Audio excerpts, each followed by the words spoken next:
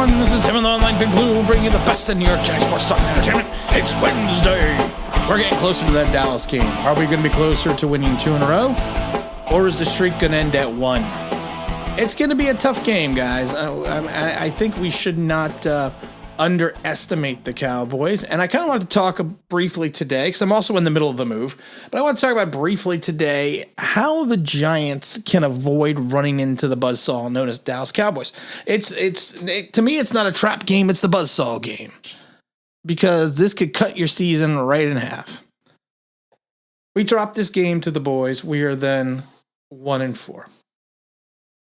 And that's not a good way to go in to game 6. And like I said, our schedule doesn't get any easier. And I'm going to tell you this right now. These aren't your old Dallas Cowboys. These are a new breed of Dallas Cowboys. This Mike McCarthy has this team playing well at 3-0. Kellen Moore has got the offense humming, and even Dan Quinn at times has moved forward with this team. They're building something in Dallas. Even Amari Cooper says, we're building a great culture. It feels like something special is going to happen. Well, they're not totally wrong if you go by the last couple weeks. Ezekiel Elliott finished 143 yards last week, last week, yep. And a touchdown on 20 carries. The Dallas entire offense bulled their way to 245 yards on the ground against the Panthers defense. That coming into the game was allowing just 135 rushing yards at the first 3 games. Dominated. And then Dak, of course, basically dissected Carolina for 4 touchdowns to 4 different guys, including 2 different tight ends. The O-line kept him upright against a Carolina defense that entered the league best with 14 sacks. How are we going to do when we can't even generate a pass rush? And then you want to look at the defense of Dallas, because the defense has always been the bugaboo. The defense has been the problem. Diggs recorded 2 interceptions and he's now leading the NFL with 5. And he became the first Dallas player to pick up each an interception each in his first 4 games since the merger. Since the merger in 1970. They sacked Sam Darnold 5 times, including 2 from Randy Gregory. There's something brewing in Dallas. You can pretend you don't see it. You can pretend you don't want to see it. But as Giant fans, we need to see it, and we need to figure it out. Dallas is for, like I said, I'm glad that Dak Prescott's got a bad leg and a bad shoulder, because if he didn't, holy crapola. It would be bad. Our biggest concern, our biggest fear should be right now that is we cannot generate a pass rush. We cannot generate a pass rush, and we rely on our defensive backs to hold their coverages longer to help generate any type of pass rush. And the problem is with this Dallas offense, we can't do that. We need to make Dak uncomfortable in the pocket. The scheme that Patrick Graham is running right now is not conducive to doing that. Everyone knows, because you have the stats, everyone knows he's going to blitz a defensive back on 3rd down. He does it like 78% of the time, something crazy like that. So we all know it's going to happen. So teams are aware of that and they pick it up. As vanilla as people were saying the Giants offense was, vanilla is a good way to describe the defense right now. There's no, and offense coordinator said it best last year that they would have to go back and watch Patrick Graham's defense 2 or 3 times because they couldn't exactly figure out what he was doing. Well, evidently they figured it out. Evidently, it's not that difficult to figure out if you contain the edge, our edges, our defensive end, and you put more people to the assignment and to blocking through the middle with Dexter Lawrence and Leonard Williams. You basically got the line covered. And a lot of times these guys are blocking with just 5 offensive linemen. That's not good.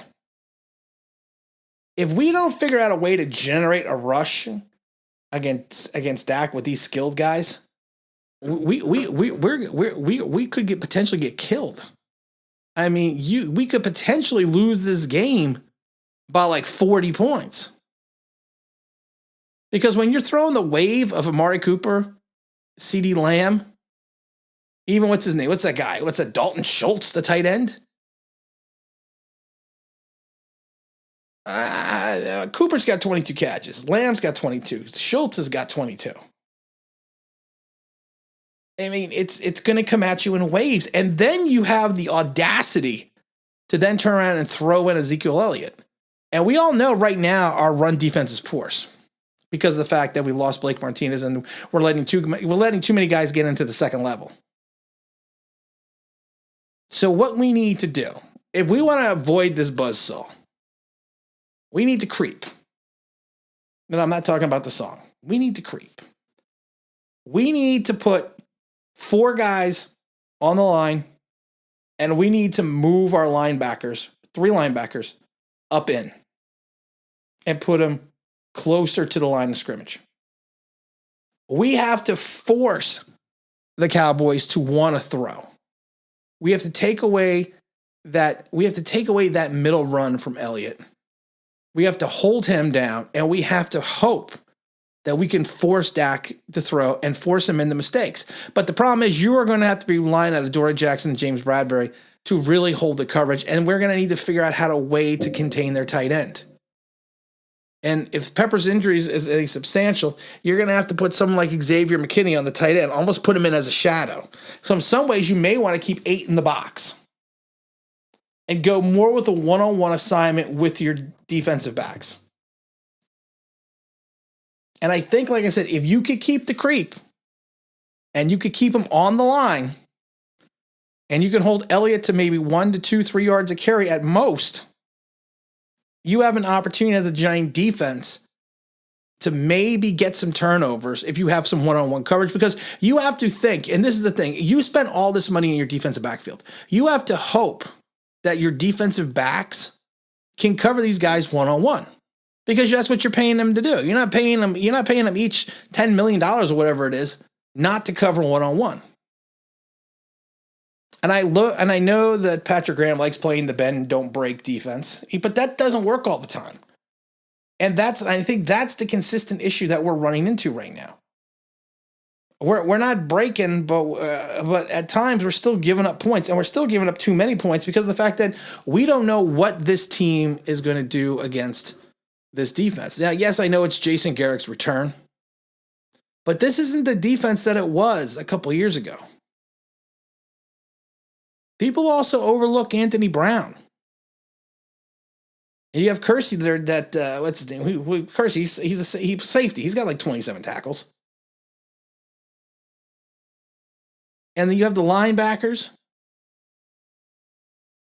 You know, and you have a mixture of linebackers that can just come at you. And Michael Parsons, 2.5 sacks, 17 tackles, 3 tackles for a loss, and 7 quarterback hits.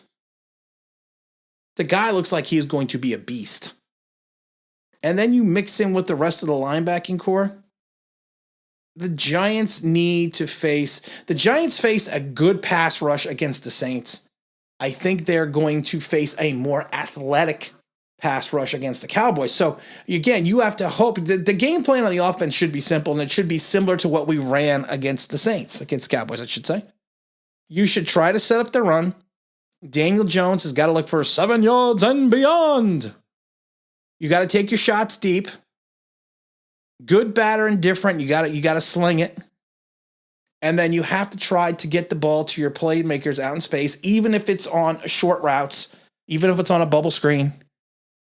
And you have to have their linebackers commit to playing against some of our skill players and try to keep them away from the safeties. If you can do some of those things, I think we have a better opportunity and a better chance to win in Dallas.